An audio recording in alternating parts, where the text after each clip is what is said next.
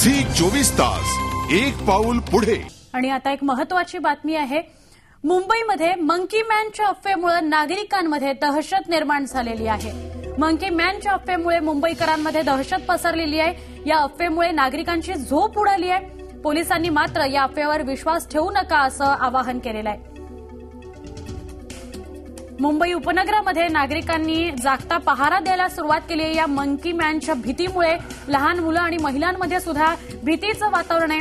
ही अफवा आहे असं वारंवार सांगितलं जात आहे पोलिसांकडून। या अफवेवर विश्वास ठेवू नका असंही सांगितलं जात आहे। मात्र तरी सुद्धा महिलांमध्ये आणि लहान मुलांमध्ये या मंकी मॅनची भीती आहे। आपण अधिक माहिती घेऊया आमचे प्रतिनिधी दिनेश मौर्य यांच्याकडून। दिनेश, आम्हाला सांगाल नेमकं काय ही अफवा आहे मंकी मॅन संदर्भातली दहशत पसरवणारी ही अफवा आहे? नक्कीच ही या घटनेमुळे जी मंकी मॅनची अफवा पसरली त्यामुळे सामान्य नागरिक जे मुंबईकर ते लोक घाबरलेले आहेत, त्यांच्यामध्ये भीतीचं वातावरण आहे।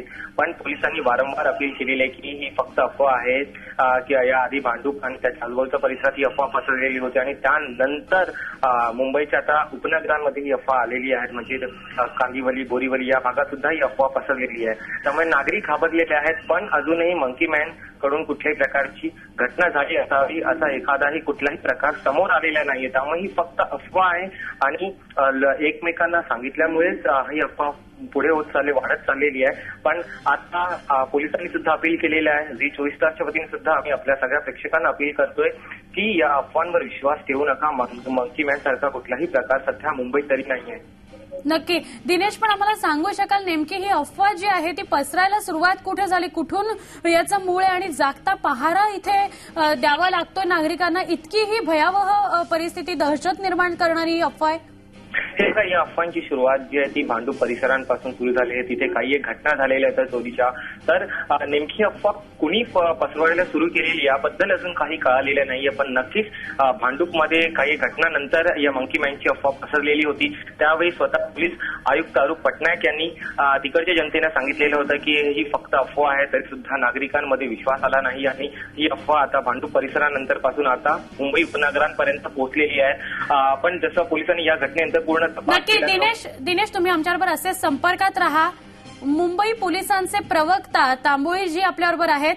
आम्हाला सांगाल सर नेमकी काय परिस्थिती आहे? मंकी मॅनच्या अफव्या संदर्भात काय आपल्याला कळतंय? ही एक अफवा आहे आणि बऱ्याच वेळेस सर्व अधिकाऱ्यांनी हे वेळोवेळी क्लिअर केलेलं आहे की ही फक्त अफवा आहे। बऱ्याच अंशी ही नॉर्दर्न रिजनमध्ये आणि ईस्ट रिजनमध्ये ही अफवा पसरली होती। काही ठिकाणी आम्ही अशा जे अफवा पसरवत आहेत त्यांच्यावर गुन्हे सुद्धा दाखल केलेले आहेत आणि या अफवेमुळे नुकसान जनतेचंच होत आहे।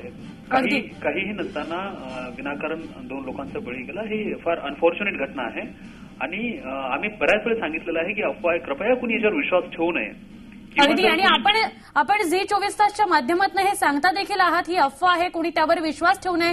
मात्र काही भागांमध्ये जागता पहारा दिला जातोय। तर काय नेमकं घडलं, कशामुळे ही अफवा पसरली आणि कोणत्या घडामोडींमुळे ही अफवा पसरली याविषयी सांगू शकाल तांबोळीजी? काही ठिकाणी ज्या चोरीच्या घटना घडल्या त्या माध्यमातून ही फक्त अफवा पसरवलेली आहे, बाकी काहीही नाही याच्यामध्ये, दुसरं काही मॅटर नाहीये। आणि मुद्दामून काही लोक हे अफवा पसरवत आहेत आणि जनरली SMS माध्यमातून ही अफवा बऱ्याच ठिकाणी पसरवली जात आहे। 1-2 SMS मी सुद्धा पाहिलेले त्याच्यामध्ये आणि किती किळसवाण्या प्रकारे हे SMS पसरवले जात आहे। मी सर्वांना विनंती करतो, सर्व जनतेला विनंती करतो की हे SMS द्वारे सुद्धा जे अफवा येत आहेत याला कुठेतरी निर्बंध, कुठेतरी लगाम बसणे आवश्यक आहे। निश्चित आपल्याकडे जर SMS आला तर आपण दुसरीकडे पसरू नये किंवा सर्वांना सांगावं की ही फक्त अफवा आहे। जर आपल्याला काहीही याच्याबद्दल अडचण असेल तर शंकेचे निरासन करावं, परंतु निश्चितपणे अफवेला कुणीही वाट देऊ नये। अगदी धन्यवाद। आपण ही सविस्तर प्रतिक्रिया दिल्याबद्दल। निसार तांबोळी मुंबई पोलिसांचे प्रवक्ते दूरध्वनीवरून होते। त्यांनी विनंती केलेली आहे, त्यांनी आवाहन केलेले आहे सगळ्या सर्वसामान्यांना ही मंकी मॅन संदर्भातली जी काही अफवा आहे त्यावर कुणीही विश्वास ठेवू नये। झी 24 तास एक पाऊल पुढे।